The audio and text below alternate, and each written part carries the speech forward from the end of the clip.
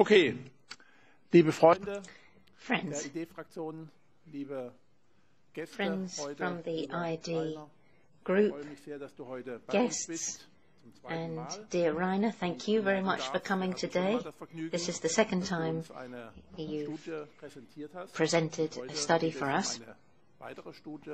Das Thema geht um Today, China, the topic die is Auswirkungen China auf die and Europäische Union. the Und effects du that postulierst einen China is Punkt having erreicht ist. on the European Ich bin immer sehr Union. gespannt, was du You uns have da suggested vorstellen here that wirst. Europe is at a tipping Ich point, musste and we're gestehen, really dass looking ich forward to die hearing what you've got to say about that. 86-seitige Studie nicht komplett I have gelesen to admit that I haven't read all 186 pages of your study, denn es ist mit einer even though we derartigen commissioned the study. Then it was so detailed, with so much information, hundreds of footnotes, and I'm sure you could even add to that as well. It was such a comprehensive study that then we would like to hear about it in a more approachable way. This is a complex issue. Whenever we're talking about China, we know that it's the elephant in the room. It's something that we are always talking about, but often it's only seen from one particular political perspective. And we would like to look at it from as neutral a perspective as possible, and then draw our own conclusions. We probably won't agree with everything that's said. There may be some contradictions in the arguments, but we really wanted to hear from a specialist about this topic. From what I've understood, you've got a 45-minute presentation for us, and then after that we can have a discussion. I'd really like everyone here to take the floor and give their comments on the presentation afterwards. I'd also like to greet those of you who are online and who are attending this presentation. I'm very pleased that everyone can be here. You have the floor, Rainer. Thank you very much indeed. Dear Joachim, thank you for inviting me, and thank you to the ID group for commissioning this study. This topic is extremely important. How can Europe position itself geostrategically, geopolitically in the future? Then until 2014, I was teaching and doing research at the University of Tübingen on geopolitics. This is an issue which is highly relevant for the future of the European Union. Geostrategy is a way then of shaping a master plan, seeing how a large geographical area, such as the European Union, can assert its influence. That has an effect then on on our futures, on the future of our families and children. And we also need to see what the position of our partners is. I thought that we should take a critical look at China, since China is a leading power in Eurasia, and in our part of the world it's the European Union. But in this time of turmoil and turbulence, we need to see what are the emerging trends in terms of development. That will help us to react. It's not just a matter of looking back to the past over the last few decades and what was there to guarantee our prosperity and security, but also looking to the future. How can we then predict certain developments. Here you can see the front page of the study, which can be downloaded from the internet and is going to be published in book form in the next few months. Here we have looked at China in geopolitics, and I have assessed then all of the developments until the end of 2022. Many of the latest events I actually predicted or hinted at because of the developments within the BRICS group. China is an extremely important trade partner for the European Union. That has been the case since before the fall of the Iron Curtain. The barriers between our countries were quite permeable, especially for raw materials, and that meant that Russia was able to export its energy with Nord Stream 1 and now Nord Stream 2. These countries in the East did then represent a cheap place to outsource production. And they also had raw materials. Europe, unfortunately, doesn't have many raw materials, and then when you really create a barrier between Europe and Russia, as has happened with the Ukraine conflict, then you are affecting Europe's position as a production center. This also then affects innovation, research, and the generation of knowledge. It affects the concentration of innovation, which then is increasingly shifted to other areas of the world. We've seen then that there isn't so much focus on innovation in Europe, but that innovation centers are springing up in other places, for instance in China. On the map you can see the issue of the split between East and West. On the left you have Europe, and on the right Russia, which are then symbolically connected by pipelines. This is symbolic for the geopolitical orientation of Europe and then the prospects for our economy in the future. At the moment, we don't just have tensions with Russia because of the war in Ukraine, but also with China. I'm going to go into some detail about how all of this came about. And I'd like to go back to what Pentagon advisor Thomas Barnett published in 2005.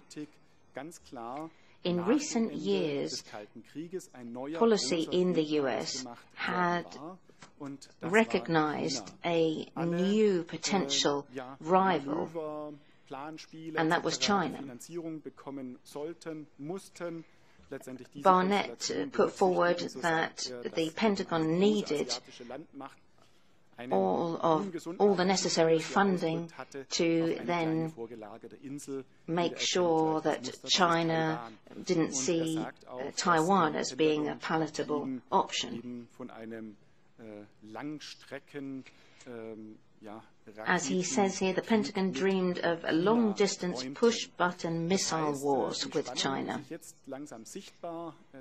The tensions then that have been gradually emerging between America and China, and then between the European Union and China,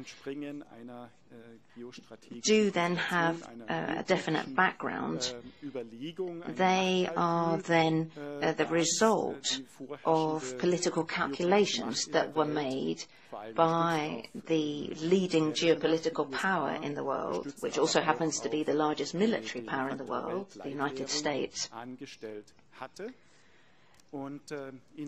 The United States had then concentrated its energy on this area, and in its national security strategy in 2020, it said that it wasn't just Russia with which the United States was in a proxy war since the 14th of February 2022, that also China then was the USA's greatest strategic rival. This then led to a deeper rift in Eurasia because of the war in Ukraine. I'd like to say a bit more about that because European countries and the European Union generally decided that they would play the role of an intermediary between the United States and Russia, with increasingly stringent sanctions being applied on Russia. And they also overwhelmingly suspended imports of cheap Russian gas. That led to a loss of influence of the European Union.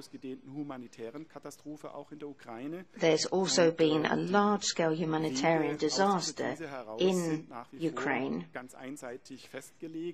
The way out of this crisis has been determined in just by one of the parties to the war, that there will be weapons deliveries to prevent a Russian victory, and that this will be a way for the USA to then strengthen its geopolitical role in the world. This crisis has been a humanitarian and an ethical crisis, I would say, because this hasn't just then led to very heavy material losses, but as has been reported in the media, the people have paid a very high price in blood. The Western Alliance, especially in the BRICS countries such as Brazil, there has been a very strong initiative towards diplomacy and negotiations, which these other countries say have not been sufficiently used. And the European Union should be looking critically at that option to see whether that would allow some kind of solution, if the European Union could play that role of intermediary. Now, if we zoom out a little from that, we can see the geopolitical scientist Thoman's map of the different poles and their influence. There was this geopolitical pressure on Russia, which came from the United States. The EU was drawn into that as well. China has indirectly been supporting Russia during this conflict, and that the same is true for India, which has still been buying oil from Russia. That shows that they support Russia, even if in the UN General Assembly that they didn't clearly state that. For Western countries, this is a snub, because they see that these other countries are not supporting the Western sanctions. Here you can see US military bases. The US has the most military bases around the world. There are around 230 $300 billion are estimated then to be spent every year on the United States military. That is obviously the kind of sum you're talking about if you want to be able to project that military power. If, though, that potential, that performance wasn't going to be realized, then the United States would be teetering on the brink and would have to then just be part of NATO. So that's something that we can see from the map. Let's go into more detail here and talk about the Nord Stream 2 pipeline. This was something that was very controversial in the European Union. Here there's a quote from the EPP Spitzenkandidat Manfred Weber, who was then expected to become the next president of the Commission in the last European elections. He then said that as head of the EU Commission, I will use all available rules to block Nord Stream 2. We can see here that at a political level, then the role that the European Union could have had as a bridge wasn't properly being used, a bridge between East and West. And instead, there was more of an emphasis on integration with the United States. There didn't seem to be an overall assessment of European interests and whether it would be more in Europe's interest to play that role of a bridge between East and West rather than becoming allied with the United States.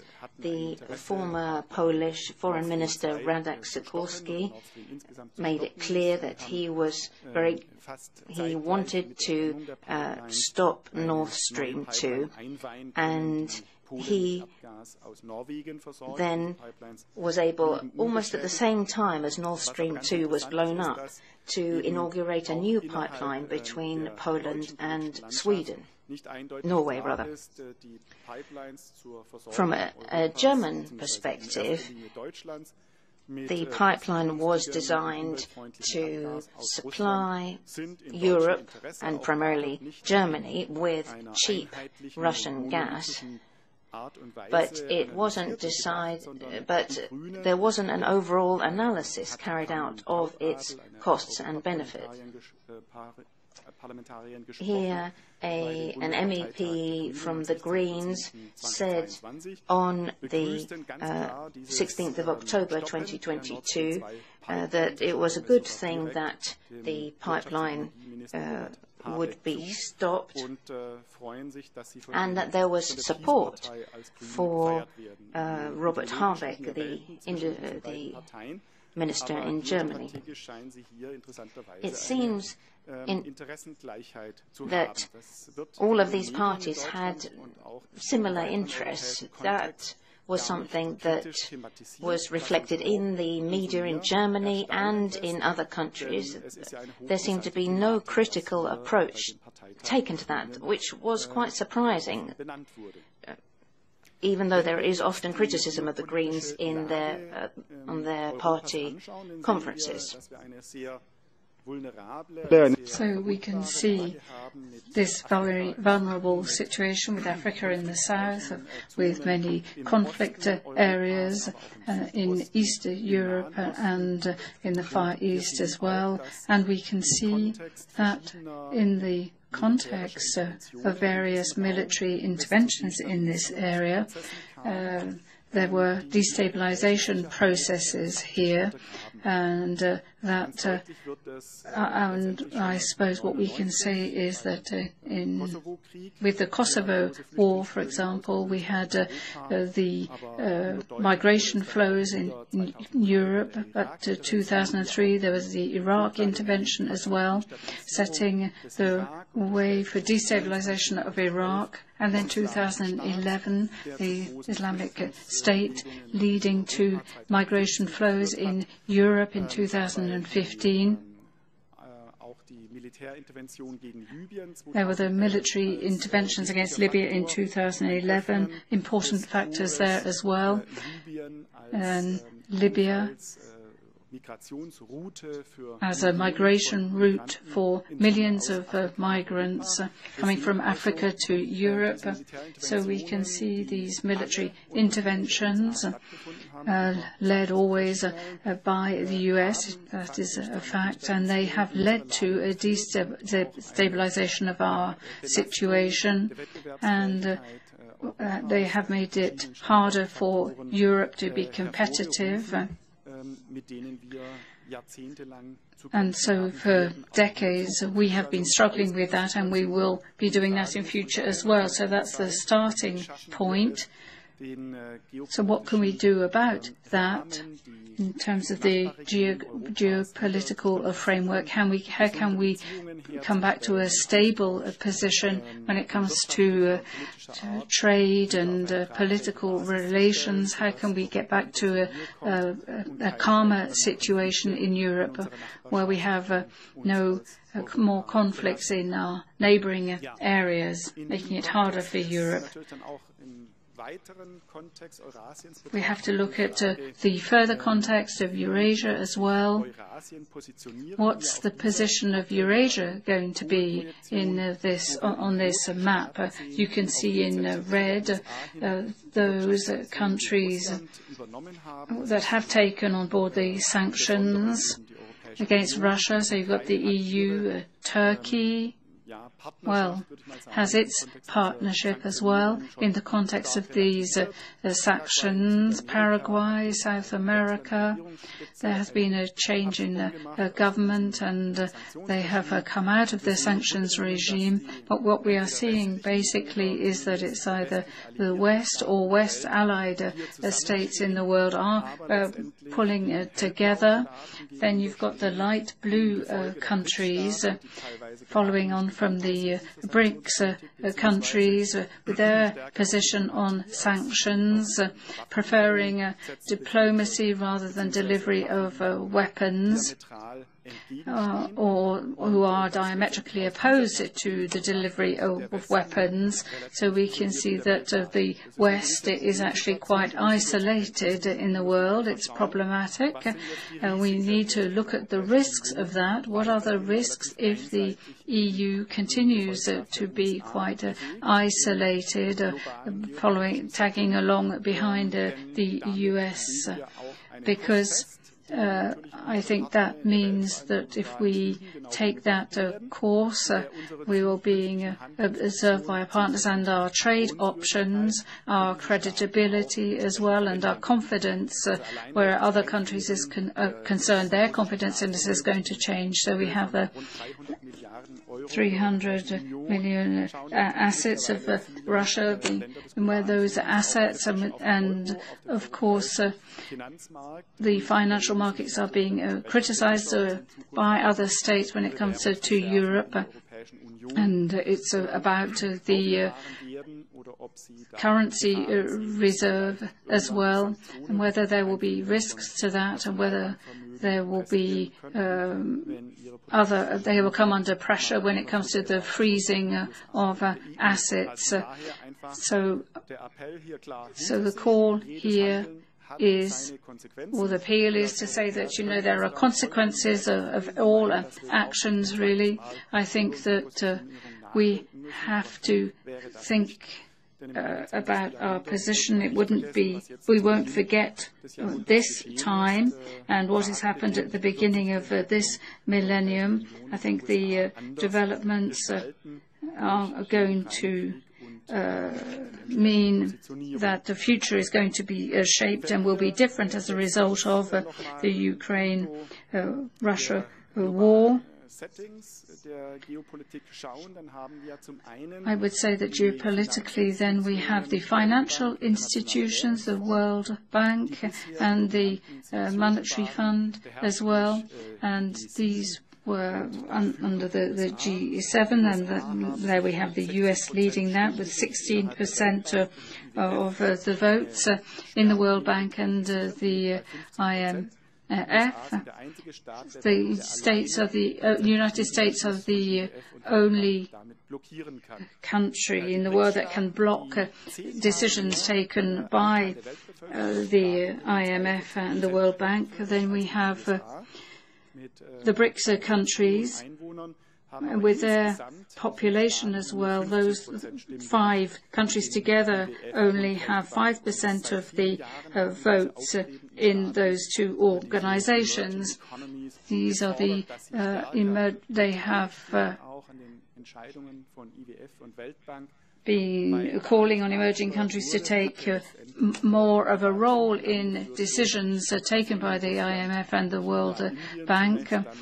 So we South Africa, 2009, then what happened was there was a competition that started between the existing institutions and the BRICS countries.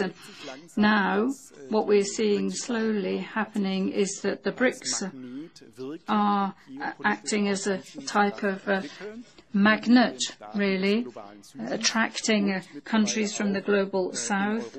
And also in Europe, what we are seeing is Macron's request as to be allowed to attend the BRICS summit in South Africa. So it is being recognized that there is this trend towards BRICS, or that the balance is changing, and that there can be advantages for those who move first in that direction.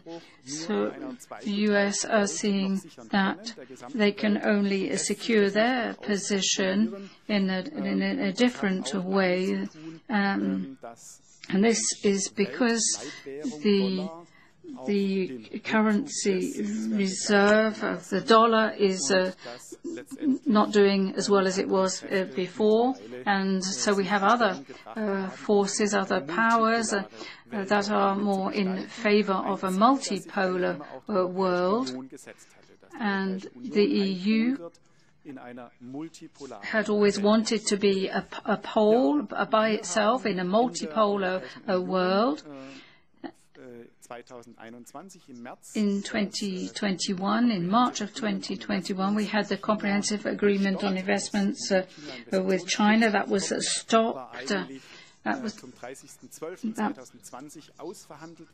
That had been negotiated under the German presidency, under Angela Merkel, but under 22. But then in March 21, the Parliament decided that there should be sanctions against a number of Chinese who were responsible for human rights violations against the Uyghur, and then after that there were further sanctions, and that meant that the CIE came to an end. That was stopped. It would have been in the interests of investors, but it hasn't come to anything as a result of this. The aim had been to make it easier for European bidders to bid for works in China, so it would have meant it was better for European investors. The investment conditions would have been better. It would have been it was designed to be in the interests of investors. There was investment protection. That was a very important factor in that agreement. So now the question is, should we still try to get back on track, even if there are these sanctions and so on, because of the violations. So should something be done to come up with another kind of agreement that would help European investments? But as has already said, all this is linked to the Ukraine war and the delivery of arms and weapons. Europe is seeing itself isolated, and its worldwide position has become more vulnerable and even weaker. When we talk about cooperation with China, obviously we need to have an understanding about that among the public, and we can see that China's image isn't as good, has got worse. We can see from research that 74% of Germans have a bad image of China, so that's an image that has got worse, has deteriorated over the years.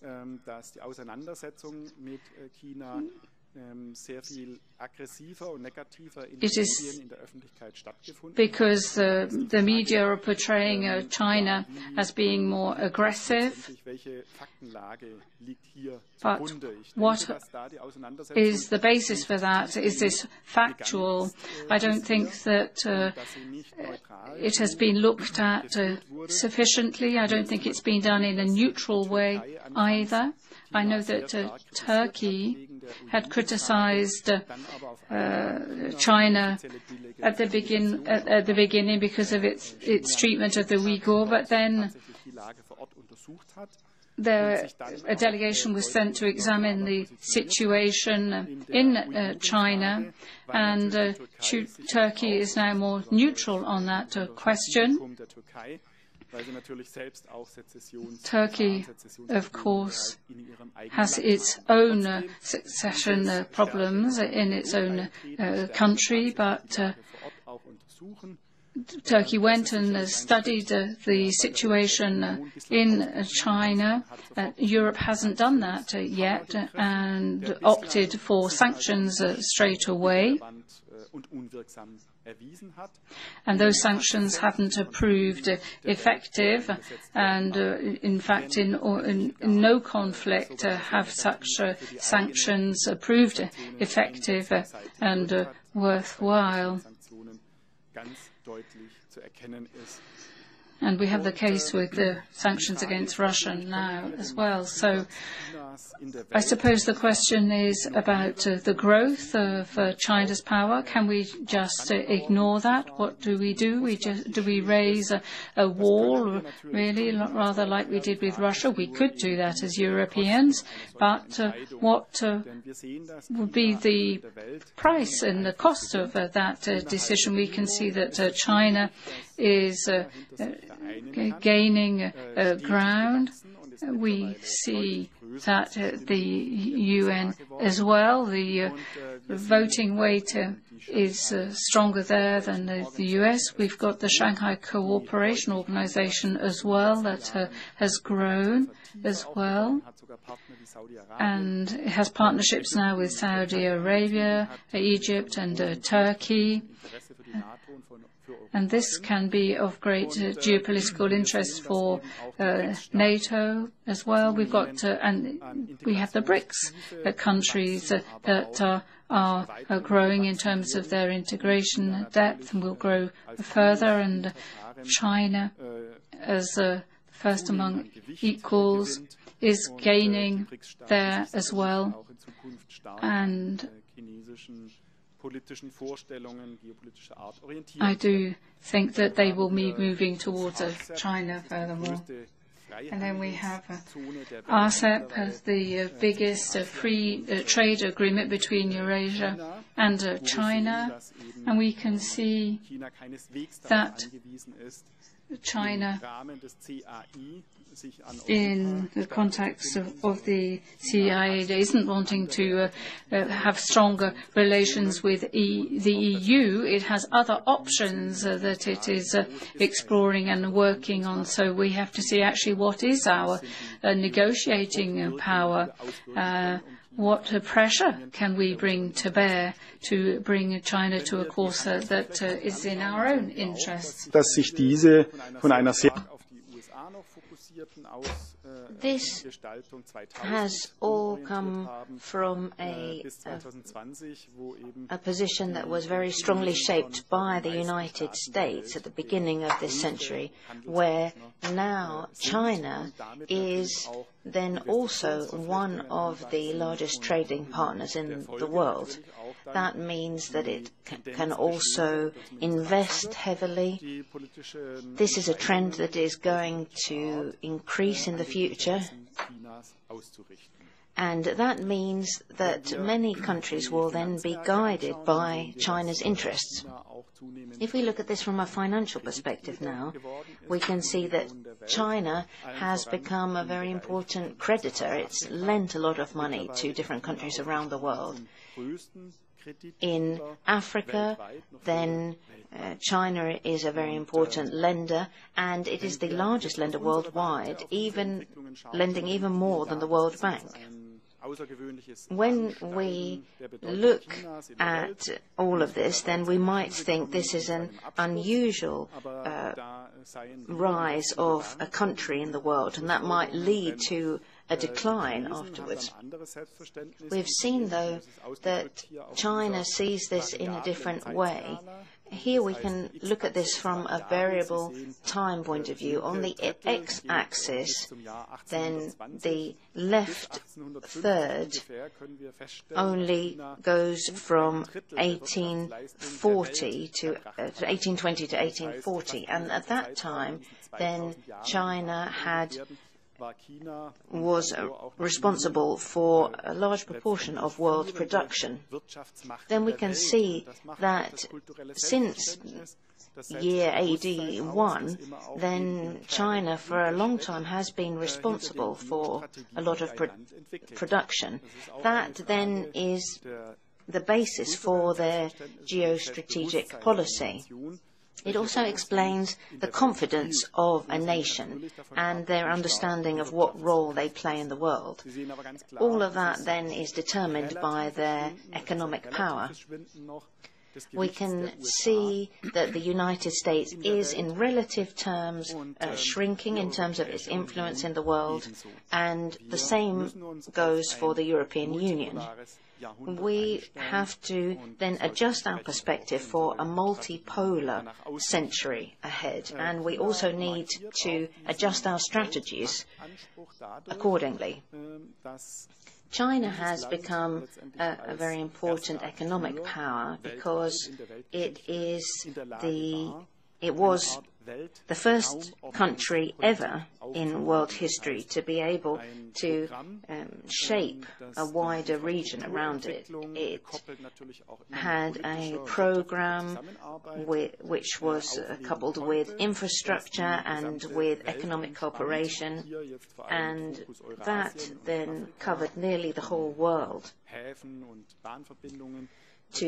as far as Europe and Africa, including all of these different ports. Here there are 149 partner countries out of 190 countries in the world, and all of these countries have been brought together in the Belt and Road Initiative. All of these countries are cooperating with China, and it's a huge development program.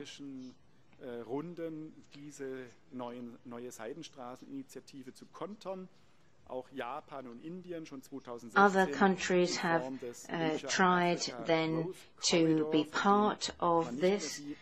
India and Africa also launched their own corridor, which we didn't hear very much about. And then the European Union started its own EU-Asia connectivity strategy, which then we didn't hear very much more about, and where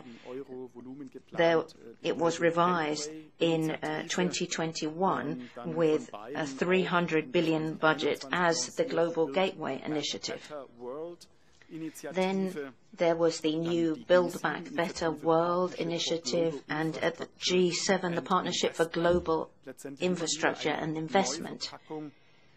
Each time these old goals were repackaged, and it was designed then to rival China's Belt and Road Initiative. This was something that China had already had some successes with, and there was an attempt by the United States and the European Union to use their powers of attraction to then be a fully fledged rival. There is still funding available that the European Union can use and that can still be spent. For years now, China has been economically booming. It has a huge trade surplus. And we can see in the figures that China has greater purchasing power. If we look at this GDP, which has been adjusted for purchasing power, we can see that China actually comes in first place. If we were just talking about GDP in terms of a total, it would be, instead of at 27.21, it would be at 17.18, and it would come in second place. Here we can see the projections for 2050, and this once again is for the purchasing power adjusted GDP. China there is the red curve, which will then have overtaken the United States.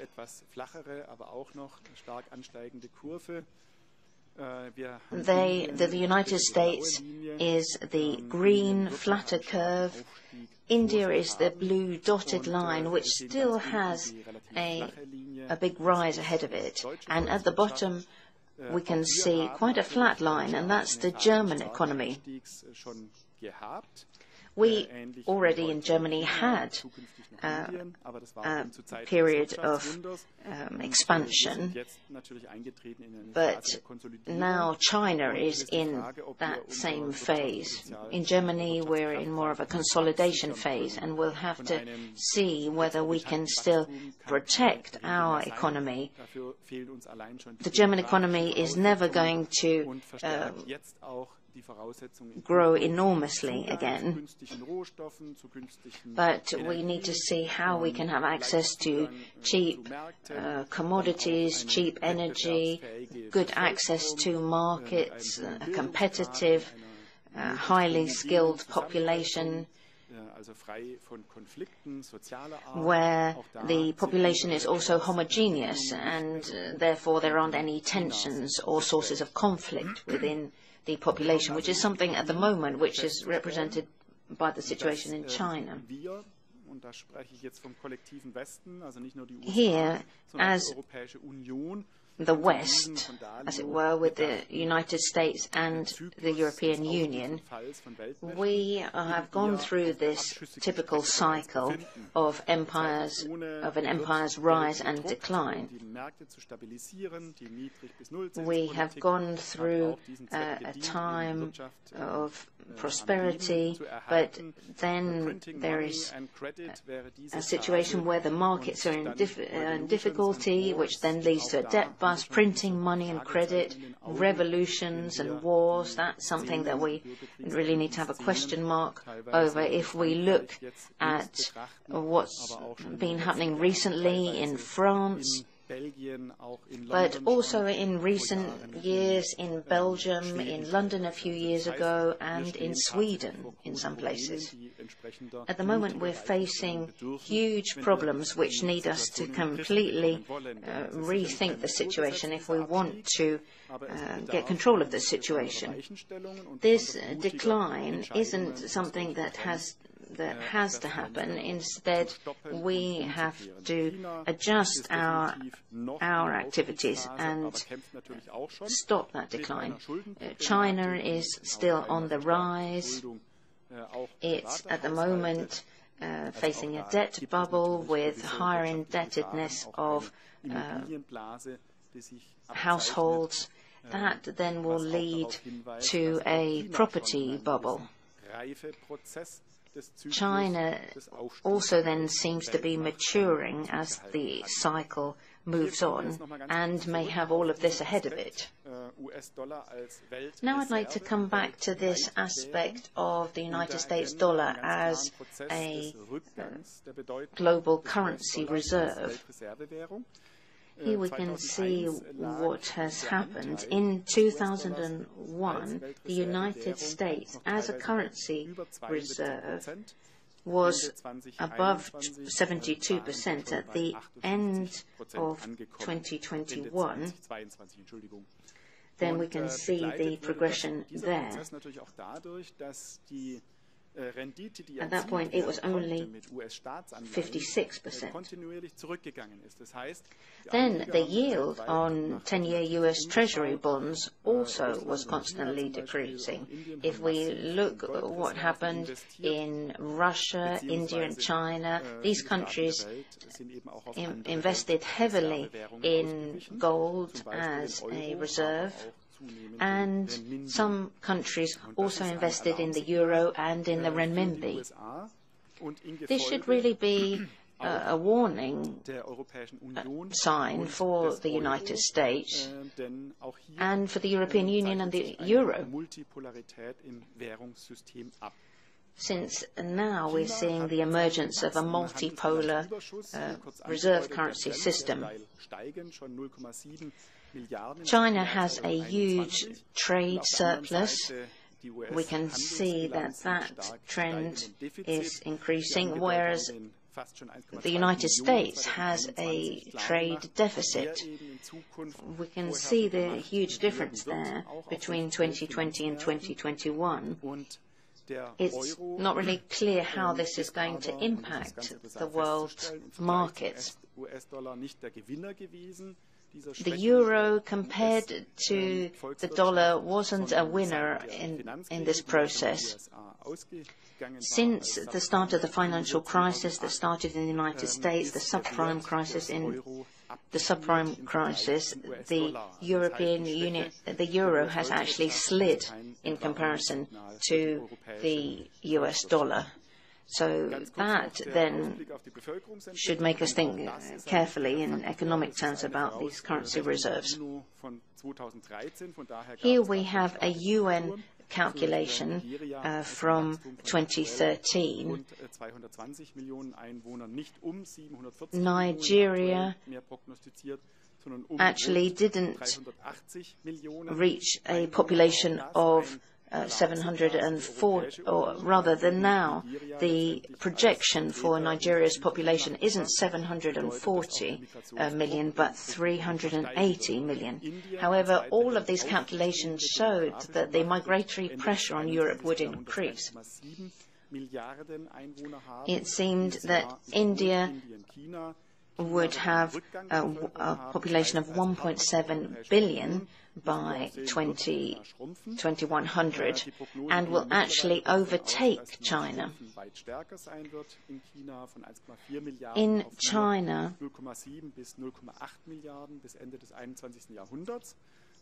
the population is due to shrink, and then instead of being 1.4 billion, will be down to 0.7, 0.8. However, China will remain a very strong partner. India, though, will be following up as then a major power in the world. That's something which we need to bear in mind. We also need to consider the geopolitical situation in China. There will continue to be tensions, just like the situation that we have in Ukraine.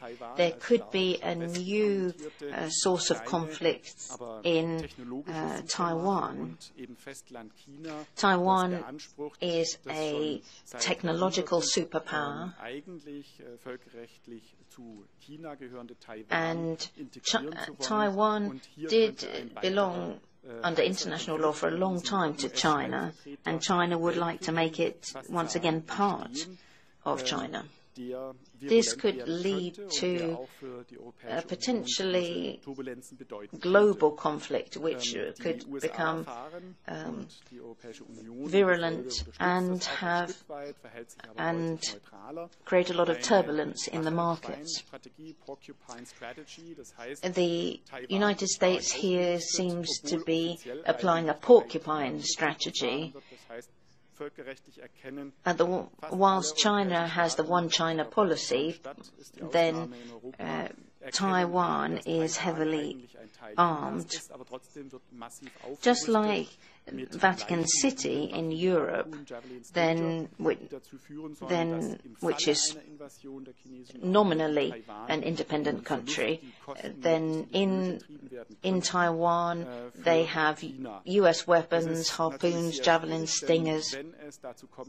Of course, this is all very tricky, because if there were a conflict with Taiwan, a military conflict, then the United States has so far had this silicon shield. Taiwan produces as much as 92% of silicon chips around the world. And of course, this could all blow up.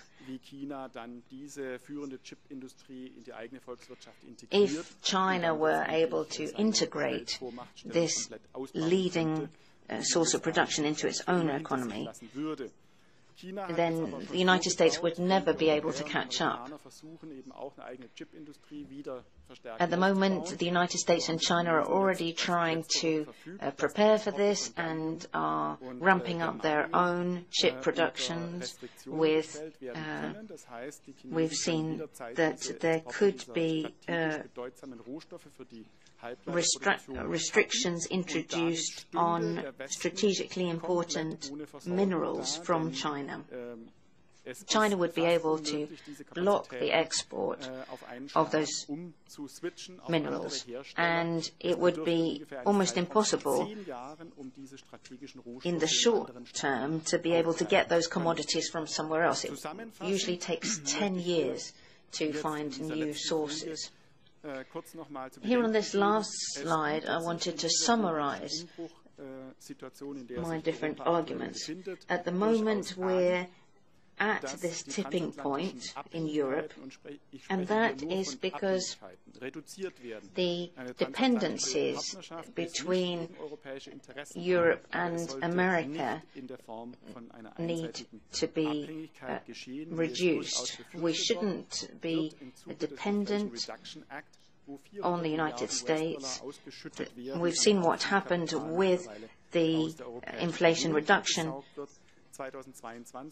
Act in the United States, with $400 billion being spent, which is then taking production capacity away from the European Union. All of the recent developments should actually alarm us in that area.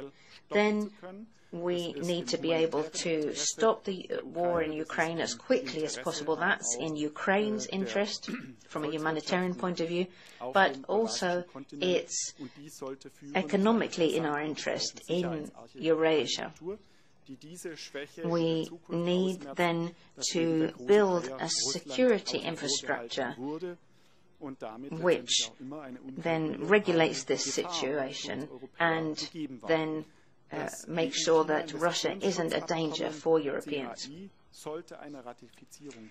The protection agreement, the CAI for investment, needs to be ratified. We should be building our security infrastructure.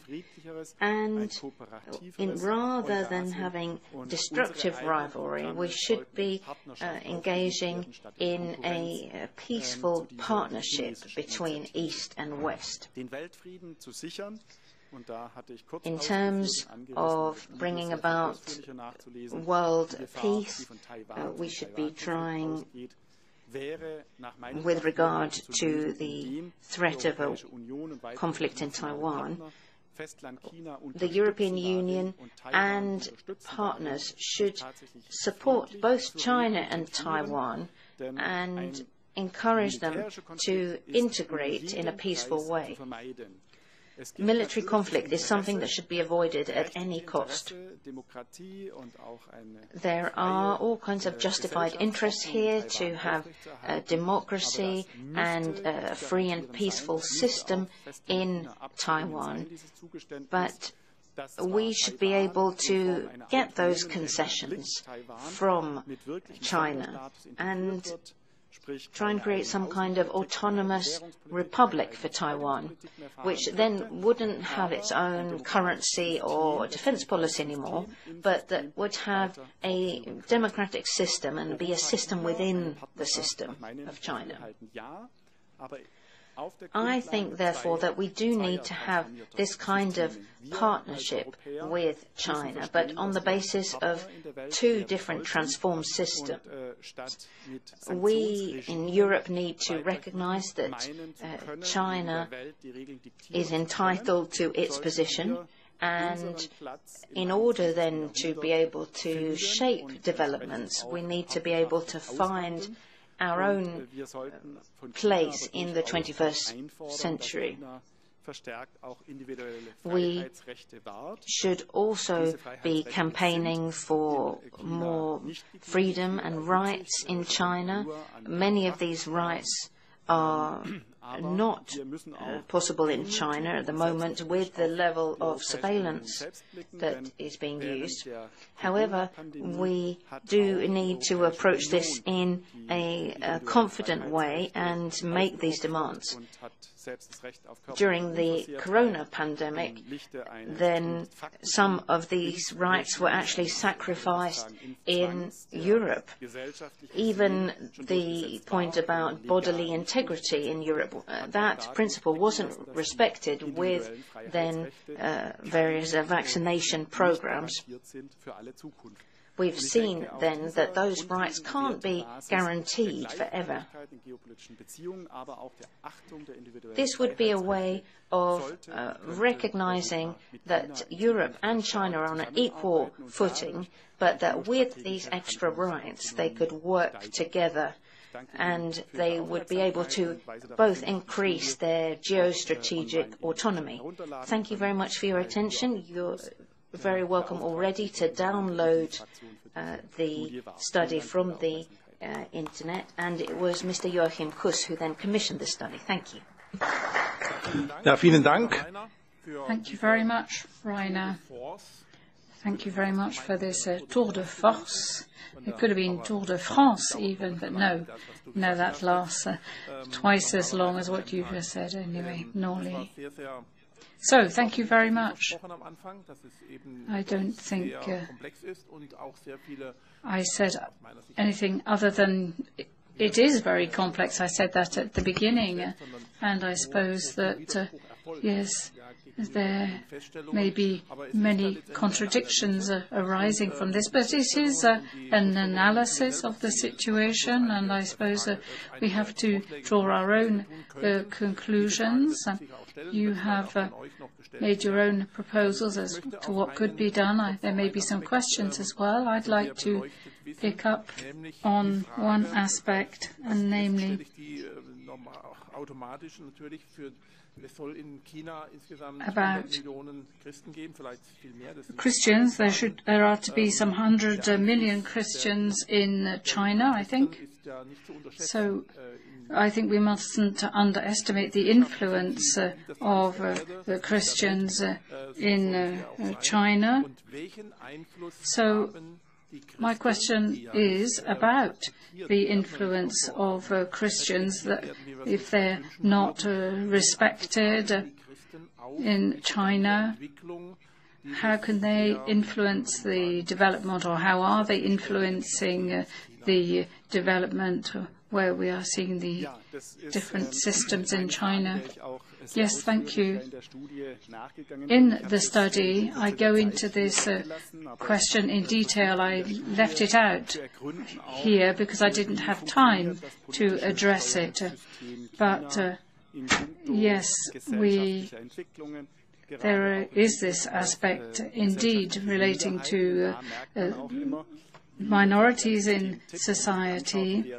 If you look at the system, we have to look at how minorities are treated. It's always a good marker to do that. So if we look at the situation of minorities, Christians and Uyghur in China, we can say that according to the logic of Chinese government, religion and state are separate, kept very separate. So religion cannot have any influence over politics, and where it is seen as a political force by the Chinese government, it is restricted.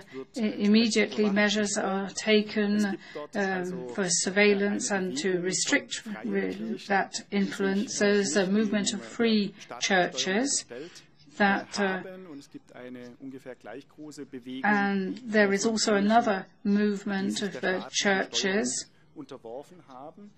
that is under state control, as opposed to the first movement that isn't, and the state keeps an eye on what is being preached. There were CCTV installed in churches, and some priests were imprisoned because they took the CCTV down. So repressive measures were taken against churches. There were churches that were destroyed as well, and with the Uyghur there were many mosques that were destroyed as well. So we have to see all this in the context.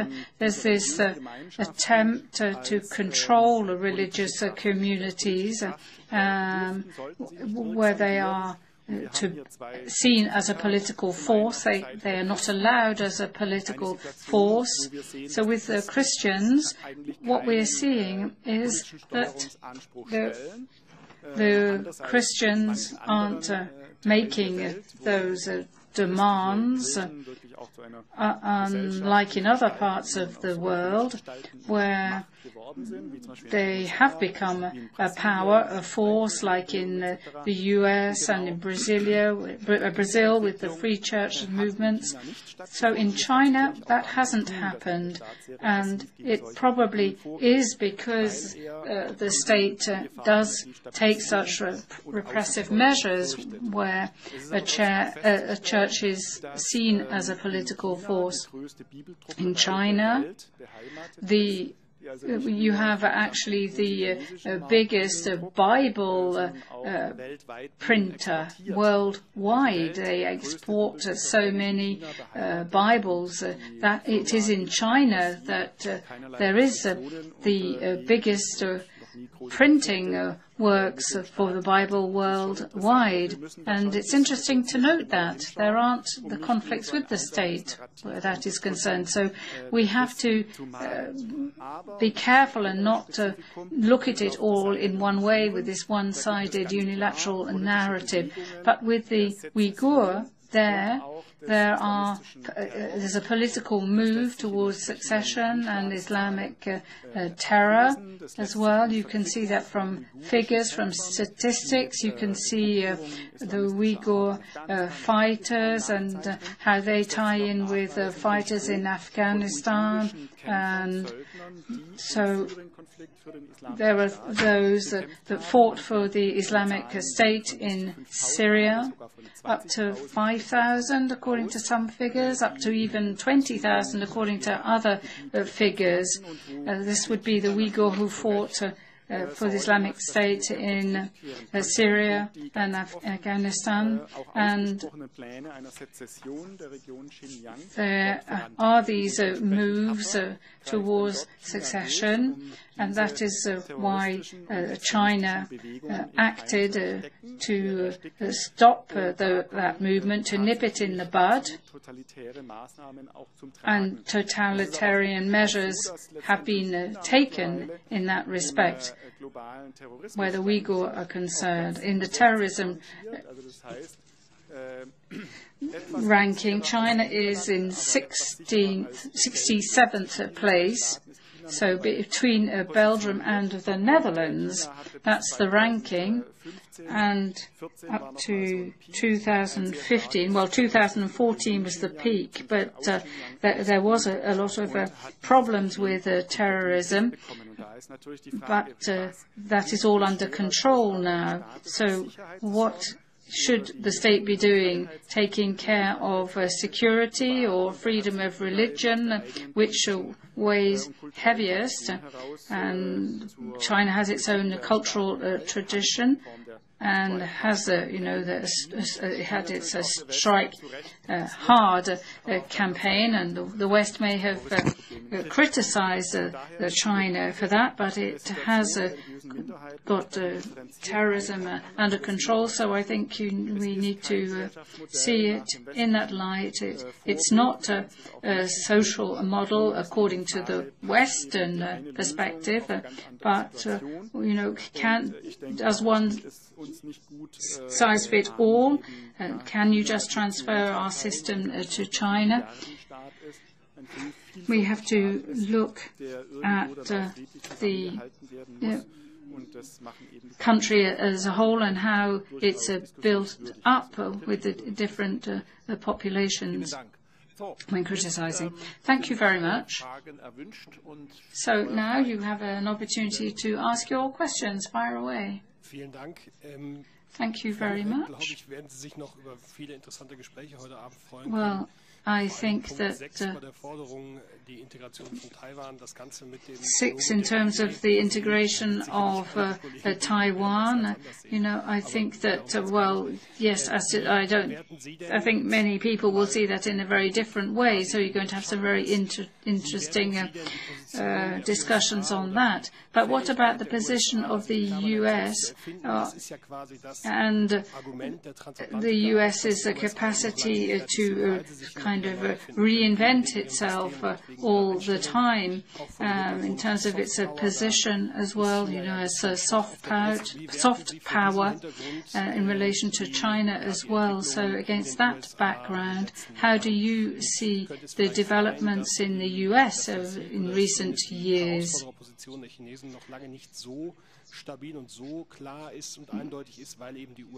China's position isn't that stable yet, I would say. There is still this challenge because the US does seem to hold all the cards.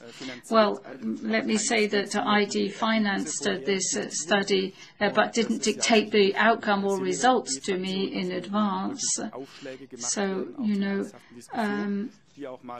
there can be very serious discussions and debates about it, of course, and within the ID, of course, there are different parties, different countries, different perspectives, but you can compare various solutions that have been found to the major issues. But when it comes to the US, yes, I think you're right. They are still inventing themselves. They're not at That's not done yet, of course. So that is carrying on. If you look at the Trump regime, what happened there he did try to redefine the position of the US in the world. If you can compare it with Biden and the different assessments of foreign policy, Trump's foreign policy, if you compare it with that, there was a clear bias.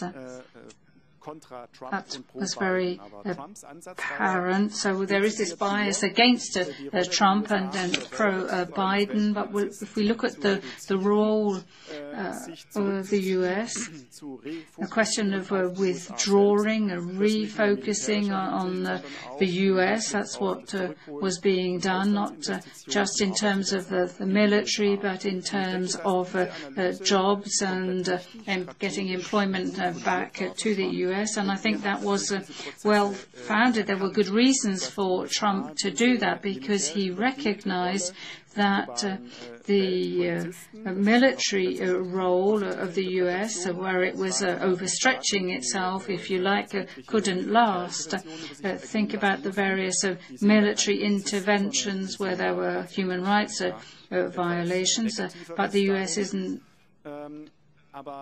So there were all these interventions, but Trump, I think, wanted to refocus the US, and he did that, and that paved the way for the US being part of a multipolar world, a multipolar system.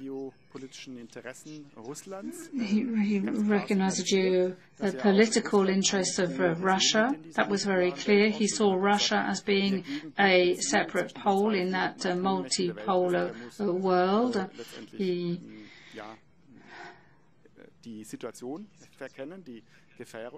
recognized the situation, and I think that would have been a good approach. But Biden came along and he reactivated the military power, or the military role of the US, and we've seen his approach to Ukraine as well. The end of 2021, Biden intensified the conflict situation. I see that as being a dangerous route, but I hope the US will actually get back to where it was with Trump in favor of a multipolar world where the US has its position as one pole and as a partner. I don't completely agree with what you said, though. You were talking about soft power and the US having more soft power and China much less, but that's a European view. Think of the percentage of the population outside of the West. And China is being seen more and more as a credible partner that is using deals to get its way rather than military clout. So deals where both sides benefit. That is the image that China is developing. You know, we were colonized. We don't want to colonize you. No, we see others as equals. So we've the soft power, I would say, in the global, where the global south is concerned, is actually with China rather with the US. But we had a lot of soft power, and we've had that for many decades. How can we keep that? How can we strengthen it? Because I think in the global south we have lost credibility, and other countries have lost confidence in us. Thank you very much. Any further questions? Also vielen Dank, lieber. Thank you very much, Rainer. Well, I hope that this document will be available to a lot of people, and you have given us a broad overview. But I have two questions. What I always hear from the United States is that if India would be part of this multipolar system and would be more prepared for that, that would be a game changer. Is that something you would go along with from a China perspective as well? And then what about this investment protection agreement? This is something that in Germany we would use a lot, but it's then on ice at the moment. What can we do here in Berlin as well to bring ratification forward? I'm really completely at my wit's end about this. It's something that we're not managing to get back on track, and I'm wondering how we can make some progress, whether we can work with industry associations on this as well. Regarding India, a lot of analysts talk of it as being a global swing state, that it here is swinging between a Western perspective and a BRICS perspective. That's the way I would put it.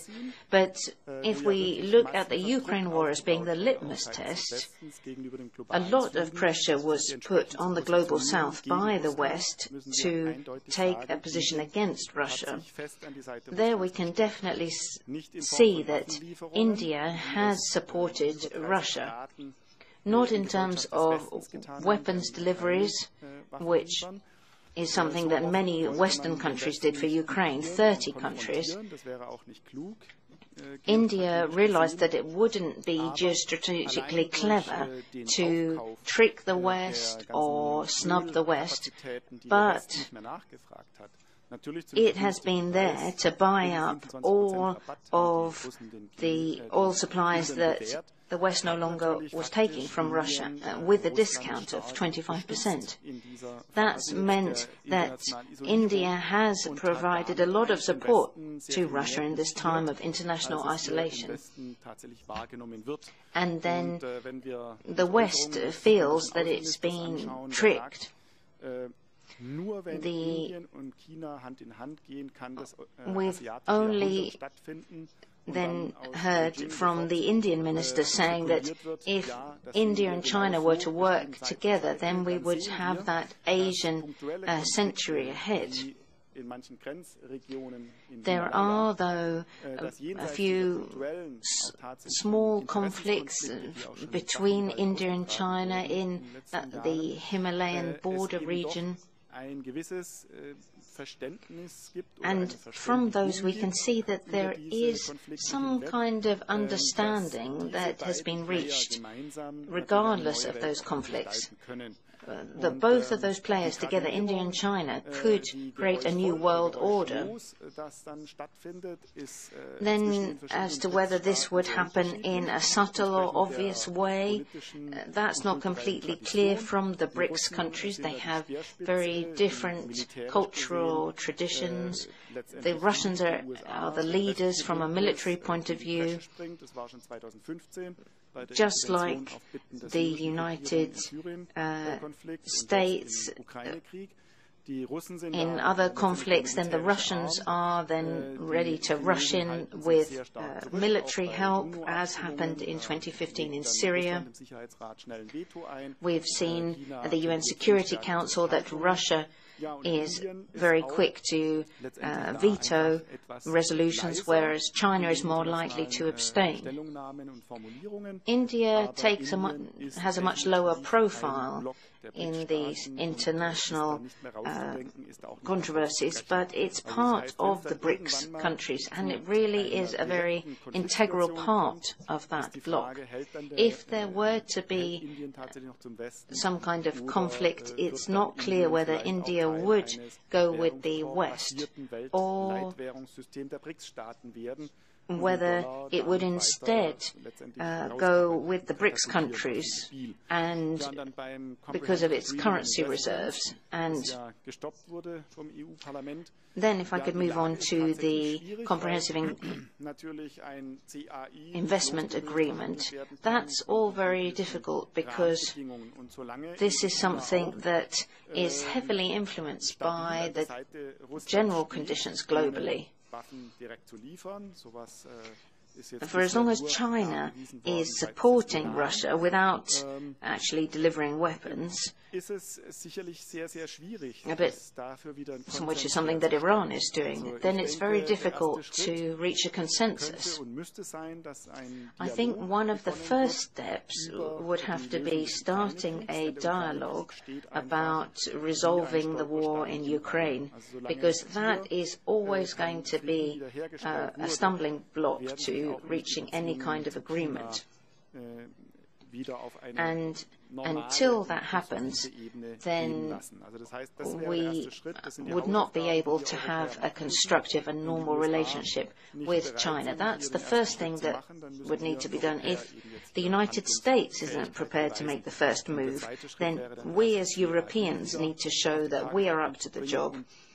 And then the comprehensive agreement on investment can be on the agenda again. Just like with Turkey,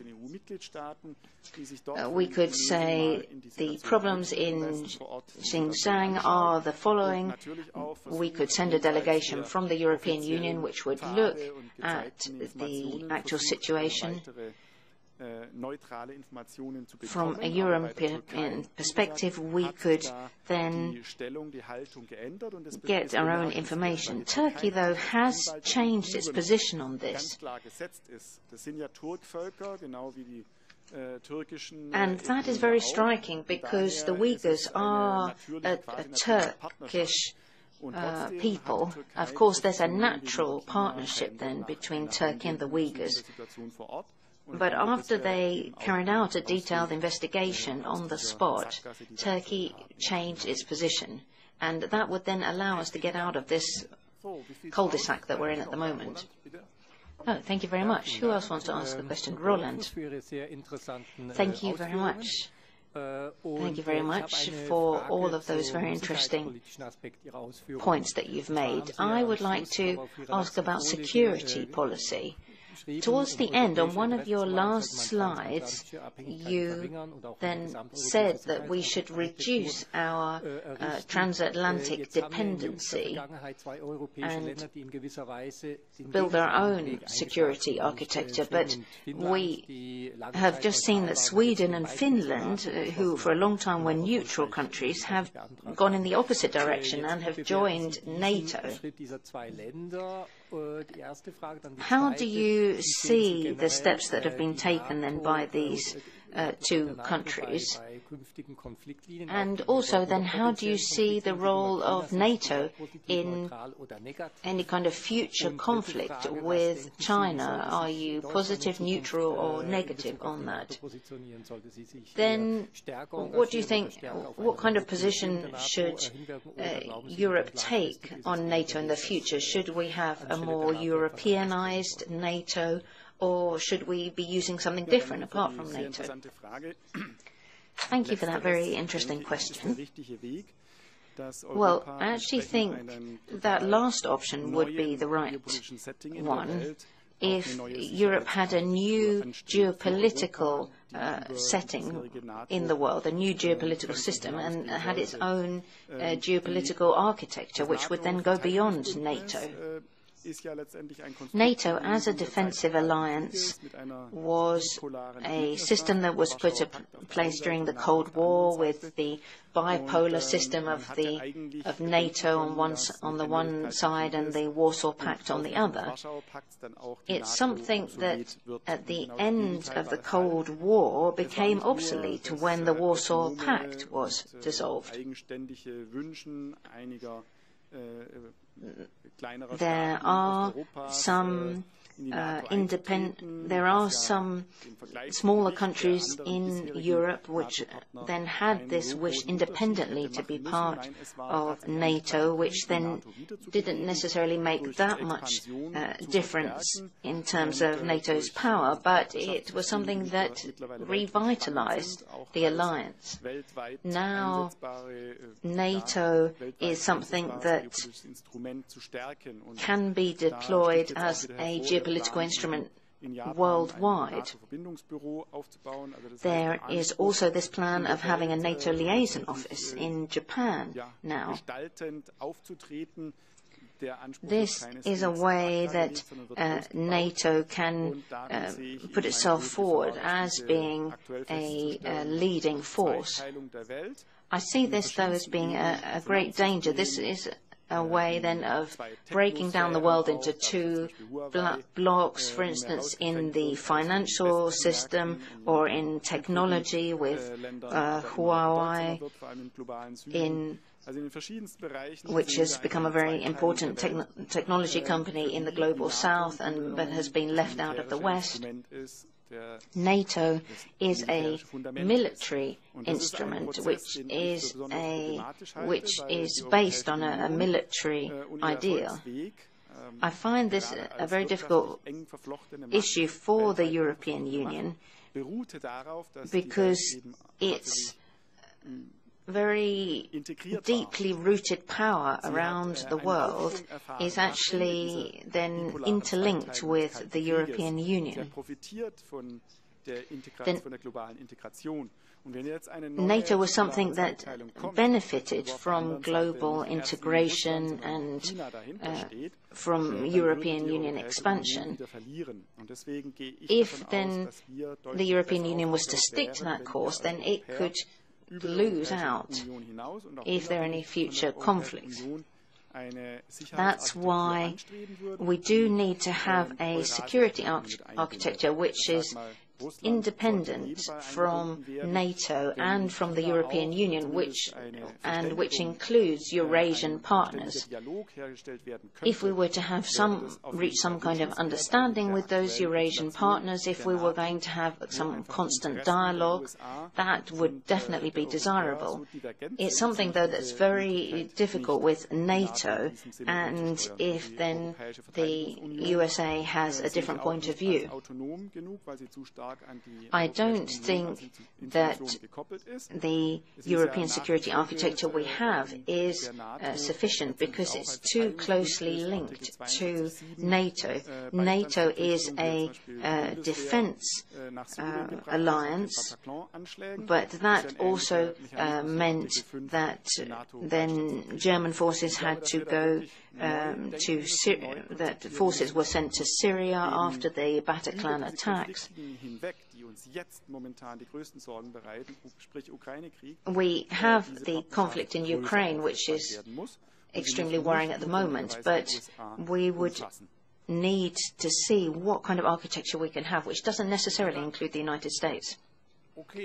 Thank you very much. Well, I think then we can draw to a very well-deserved close now. I thought what you had to say was really enlightening. You haven't just answered many of the questions that we have, but you've raised new questions.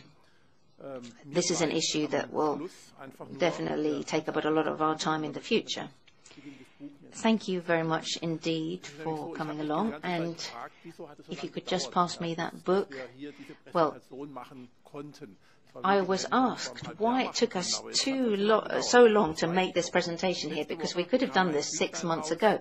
And that is because last week my little book here was published about Without Roots There's No Future for Europe.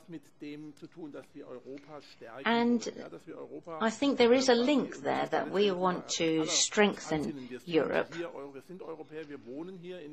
We're all Europeans, we live on this continent, we live in Germany, and we want to make sure that we can live well here.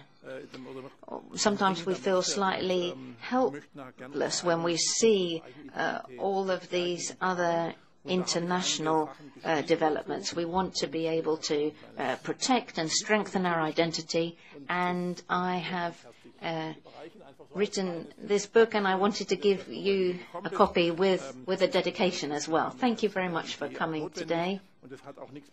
That was something that we really wanted to hear about.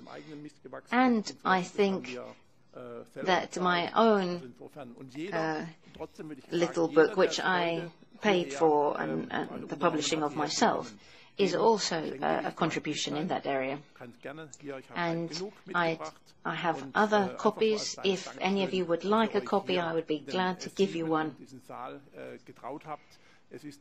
Thank you very much for coming to see this presentation.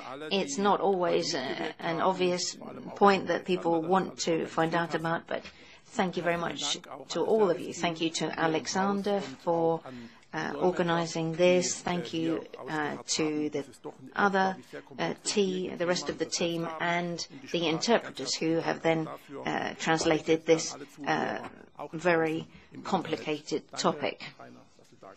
Thank you to all of those at home as well. Thank you, Rainer.